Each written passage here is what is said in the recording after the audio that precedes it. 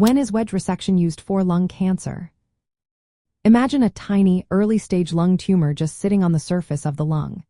In some cases, doctors can remove it with a procedure called wedge resection. This technique is mainly used for small, peripheral lung cancers that are caught early. It is especially common for patients with stage 1 non-small cell lung cancer, where the tumor is near the lung surface and a safe margin of healthy tissue can be taken out along with it. Wedge resection is often chosen when preserving lung function is important.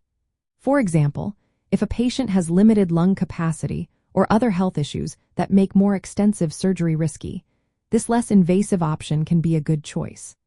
It allows doctors to remove the tumor while keeping as much healthy lung tissue as possible. This is especially helpful for patients who might not tolerate a larger operation like lobectomy, which involves removing an entire lobe of the lung. The procedure involves cutting out a small, wedge-shaped piece of lung tissue that contains the tumor. The goal is to get rid of the cancer while leaving the rest of the lung intact. Usually, the tumor is small and located on the outer part of the lung, making it easier to remove with a clear margin of normal tissue around it.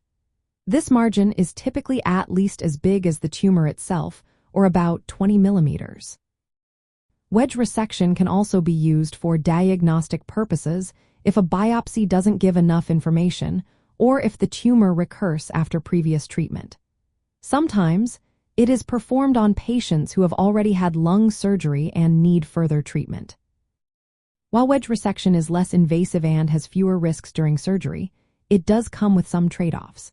Because it does not remove entire segments or lobes, there is a slightly higher chance of cancer coming back locally. It also may not remove lymph nodes as thoroughly as more extensive surgeries. However, recent studies show that for carefully selected patients with small, peripheral stage 1 lung cancers, wedge resection can be a safe and effective option with good long-term results. The decision to perform a wedge resection is made by a team of specialists including thoracic surgeons, oncologists, radiologists, and pathologists.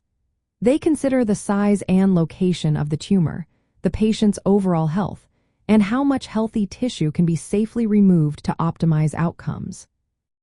In summary, wedge resection is a valuable tool for early-stage, small, peripheral lung cancers, especially when preserving lung function is a priority or when more extensive surgery is not suitable.